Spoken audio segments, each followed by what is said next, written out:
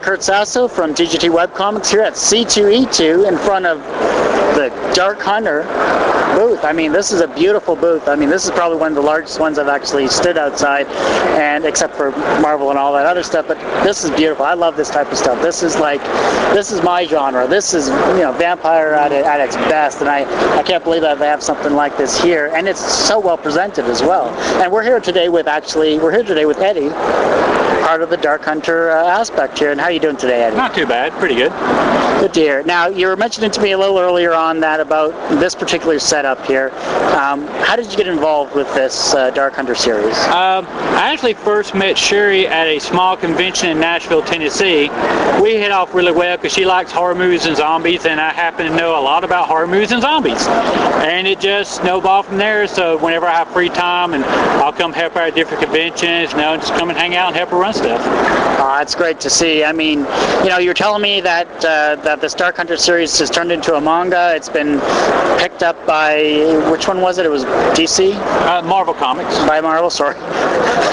Yeah, hard to get those two confused. But it's good to see that like the larger companies are finding this type of series so fascinating, as at least readers like myself are enjoying it too. And I can only wish her all the best with her future endeavors. But with this type of merchandise, how are the fans reacting towards it?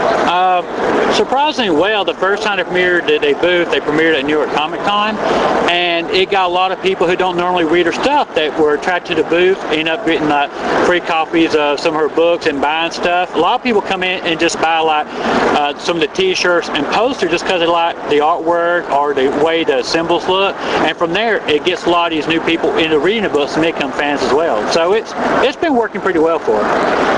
Oh, it definitely has. I mean, we're going to do a pan by about all of this product here, and just to showcase what it is, because this small section is nothing compared to what else you have here, and it's beautiful stuff. It really is. I mean, she really takes the time to market herself well there.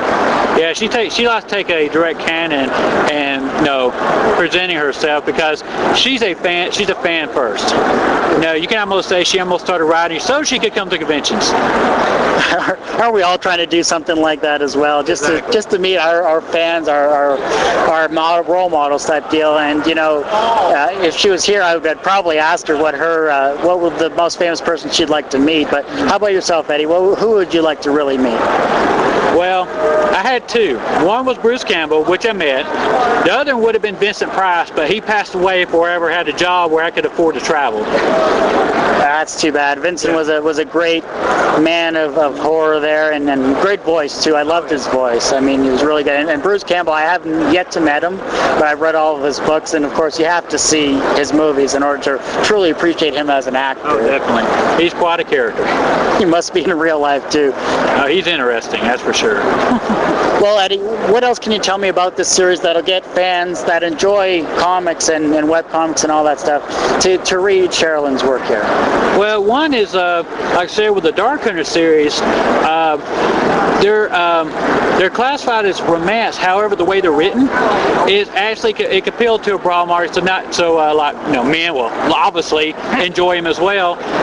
And like I said, they have an interesting take on the vampire mythology, because it's all based within Greek myths. So if anybody's interested in Greek mythology, it puts a nice spin, because you got all the Greek gods involved with it. In fact, the goddess who started the Dark Hunters is Artemis. Is who starts the Dark Hunters. Yeah. And if you like her theory of mythology, her fantasy novels are really good. She also writes historical novels under Kinley McGregor. Oh, really? That's set in the Highlands of Scotland. And coming out this in May, she actually has a young adult series coming out that is a 10-part series. The first one's called Infinity, and the whole series itself is called The Chronicle of Nick, which deals with one of the major characters in the book as a young kid, how he becomes part of the Dark Hunter world. And it's aimed at the YA market, so, and people who are adults can enjoy them as well, because they're not dumbed down. And it's a good because she always has had a lot of fans who want younger readers to read them. And of course, some of the subject matter of the book may not be appropriate for younger people. So she decided to do the YA books as a, to give them, something to read. And I think it'll be real appealing to them. Especially when you have a large series like this, the fact that you're tying everything in, especially with the main character as it is, that takes a lot of time and effort in terms of the writing. And I'm glad that she's planned everything out to this. And I mean, this is just a great series. You're also mentioning the Lords of Avalon as well. Tell us a little bit about that one. Okay, the Lords of Avalon takes on a spin where Morgan Le Fay won. She controls Camelot, and the whole subject of the books now is what's left for the Knights of the Round Table are in Avalon, and from Avalon they're still bound with the forces of Morgan Le Fay. And right now there are 3 books out. Their 4th book will be coming out later this year. And like I said, if you're really into Arthurian legends, it's really good. It ties in a lot of Arthurian myths, some Celtic mythology in there. And like I said, Forward and Marvel, of course, did the 2 comic book miniseries, which is also a good jumping in point. In fact, we had a lot of people that got into her books because they read the comic, were interested in trying the novels. Same way with the Dark Hunter manga. Same way, they read the manga, hey, there's books involved in this, and so they started reading the novels. Oh, that's great stuff. Now, C2E2, it's the first convention in the heartland of Chicago here. I mean, we're downtown. We're at the core of Chicago. What do you expect to take out of this in terms of, the Dark Hunter series?